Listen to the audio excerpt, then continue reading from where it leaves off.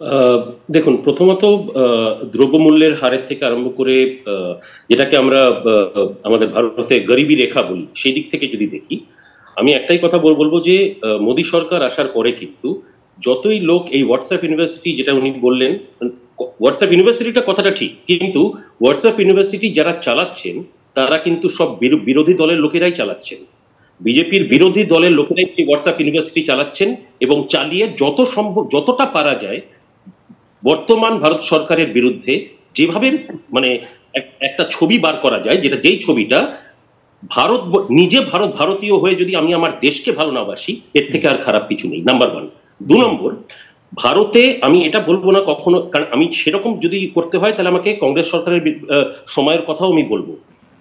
সেই যদি ইভিএম নিয়ে কথা হচ্ছিল বা যে কোনো, আমি আমি হিন্দু মুসলিম নিয়ে কথা বলছি না এখানে, আমি আমি purely from economic point of view যদি আমি বলি, অর্থনৈতিক দিক থেকেও যদি বলি, ডেফিনেটলি মনমোহন সিং নিজের কাজ করেছেন, সেটা আমি না করবো না, কিন্তু এরপরে এখন যেভাবে ভারত একটা গ্লোবাল স্টেজে উঠে এসেছে, এটা কিন্তু নরেন্দ্র মোদী সরকারের দ্বারাই সম্ভব হয়েছে।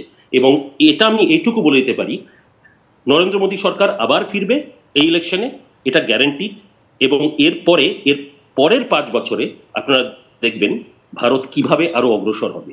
এবং একটা জিনিস আমি জাস্ট ইতিহাসের একটা ছোট্ট পার্ট বলবো, জি। হিটলার মুসোলিনি, বা আমি হিটলারের কথাই ধরুন বললাম, বাট এখানে ভারতবর্ষে কিন্তু ডিক্টেটরশিপ চলে না।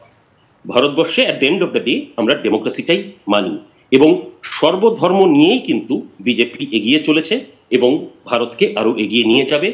এই ইভিএম মেশিন ঠিক চলবে at the end of the day, একটা মেশিন, এবং সবভাবেই কিন্তু দেখবেন at the end of the election Bharat BJP কিন্তু জিতবে, এবং মানে কম পরিমাণে নয়, এত ভালো একটা ফিগার নিয়ে আসবে।